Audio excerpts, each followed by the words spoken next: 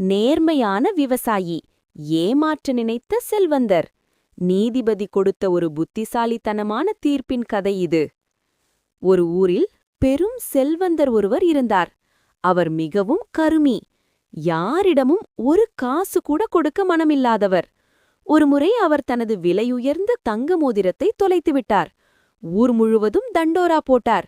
எனது மோதிரத்தை கண்டுபிடித்துத் தருபவருக்கு 100 பொற்காசுகள் பரிசு தரப்படும்.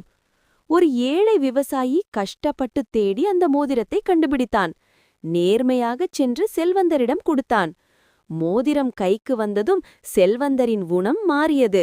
100 பொற்காசுகளைத் தர அவருக்கு மனமில்லை. உடனே ஒரு சூழ்ச்சி செய்தார். அப்பா, மோதிரத்தில் ஒரு பெரிய வைரம் இருந்ததே, அதைக் காணோமே. நீயே வைரத்தை எடுத்துக்கொண்டு வெறும் மோதிரத்தை தருகிறாய். உனக்கு தண்டனைதான் கொடுக்க வேண்டும். ஆனால் மோதிரத்தை கொடுத்ததால் உன்னை மன்னிக்கிறேன். போய்த் தொலை என்று கத்தினான். பாவம் அந்த ஏழை நியாயம் தேடி கிராமத் தலைவரிடம் சென்றான். கிராமத் தலைவர் செல்வந்தரையும் விவசாயியையும் அழைத்தார். செல்வந்தர் தன் பொய்க்கதையை மீண்டும் கூறினார். ஐயா, என் மோதிரத்தில் வைரம் இருந்தது, இது வெறும் தங்கம்தான் என்றார். தலைவர் சிறிது நேரம் யோசித்துவிட்டுச் சொன்னார்.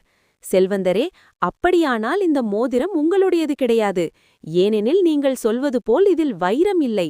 இந்த ஏழை விவசாயி கண்டெடுத்தது வெறும் தங்க மோதிரம்தான்.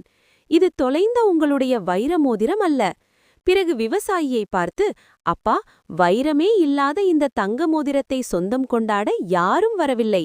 எனவே நீயே இதை வைத்துக்கொள். உண்மையான வைர மோதிரம் தொலைந்தவர் வரும்போது நாம் பார்த்து கொள்ளலாம் என்று தீர்ப்பளித்தார். செல்வந்தர் அதிர்ந்து போனார். தன் பொய்க்காக தங்க மோதிரத்தையே இழக்க நேரிட்டதை உணர்ந்து மன்னிப்பு கேட்டார். கதையின் நீதி: பேராசை பெரும் நஷ்டம். மற்றவரை ஏமாற்ற நினைப்பவன் இறுதியில் தன்னையே ஏமாற்றிக் கொள்வான்.